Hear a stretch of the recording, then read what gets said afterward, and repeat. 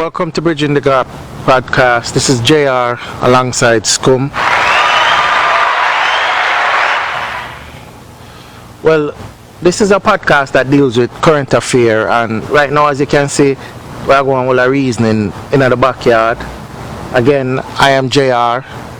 Scumbar. This is Scumbar. So, of course, we want to start it off with something that is really current and happening. The talk of the town. Really the talk of the world. Right. If you might. We deal with the killing of George Floyd by the Minnesota Police Department. Some serious things are going on where I wonder if it is the modern day lynching where, instead of hanging us up on trees, they send out cops to kill us. And it's scary. Scary as a black man, scary as a black father. And I'm sure my parents are scared for me. And as a father yourself, I'm sure you are scared and worried. Worried for my children, of course. Worried. And I think, while lynching, not necessarily that we are being hanged in the streets, but we are being killed. I think effectively what lynching would have done was, it was a tool to kill us. And I think that what is happening now is that we are being killed. And while it is not that racism went away, just as much as it was phrased by Will Smith that it's really that racism is being filmed. So you find that as a result of this technology where just about everybody have a camera, be their phones in hand and can film, I think it is only as a result of this why so much is being come to the forefront now in relation to what really is happening. So it is something that, it should trouble the world, and not only black people but human beings as a whole. And you point out as it relates to police, if it is that the police is being sent out, I mean, it was just same May in which the perpetrators in the Arbery shooting, I mean, a black man was out jogging, and I never knew that jogging was a criminal offense, and it wasn't the police but a Caucasian and his son, Caucasian male and his son, that would have taken the life of another black man. And within a 30-day span, it's a number of black people, to include women, that have been killed. And hence my question, is it a modern day lynching, and are these lynching, quote unquote lynching, being sanctioned by the state? Because we see that these people are doing these killings. Because in Arbery case, he was hunted, killed, and it went to two prosecutors. It went on two prosecutors' desks before it got anywhere. It took 2 months before these persons were arrested and charged for killing an innocent guy running on the street. Right. So it is alarming to know that, I mean, whenever someone of color does anything, whether it be just an indicator light, immediately the thing seems to be to kill. Yet, even in the case where Caucasian or white person have committed crime, even to the offense of murder, there seems to be a delay, or is it a shoving under the carpet? Because, I mean, even with this current happening with George Floyd being murdered, because take it on camera, take it by no means for granted, this man was knelt into the neck by supposedly a police who is to serve and protect. This is a police officer.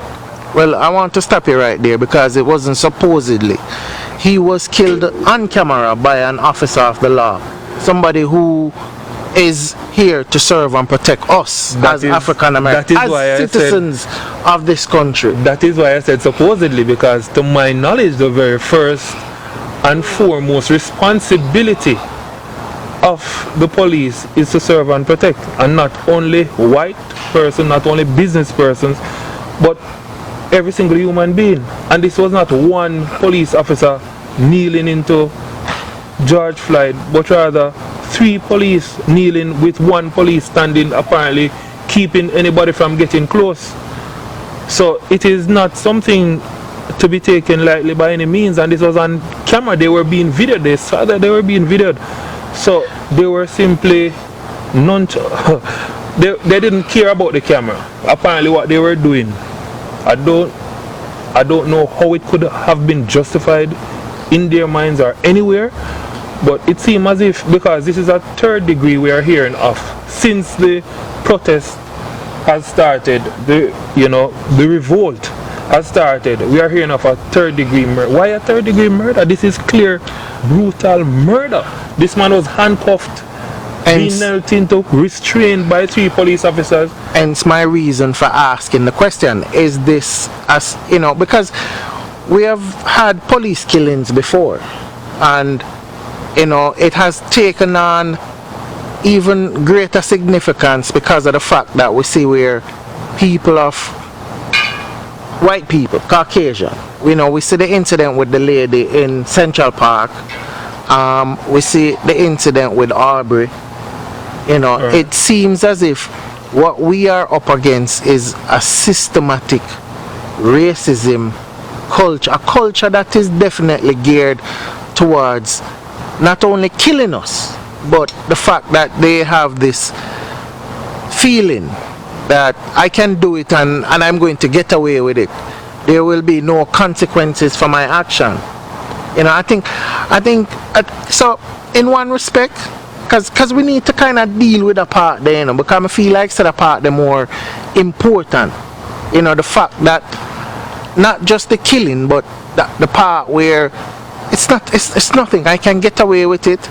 As a white woman, I can call the police on a black man and know that the cops are going to come and put your life in danger because I'm a white woman, and I made mention that an African American is targeting me, is threatening my life, even though it wasn't the case. Yes, because this white woman in the park was actually doing something that was wrong. It is posted everywhere in the park that your dog must be on a leash, your pet must be on a leash, and all the man was doing was indicating that, hey, you need to keep the dog on the leash.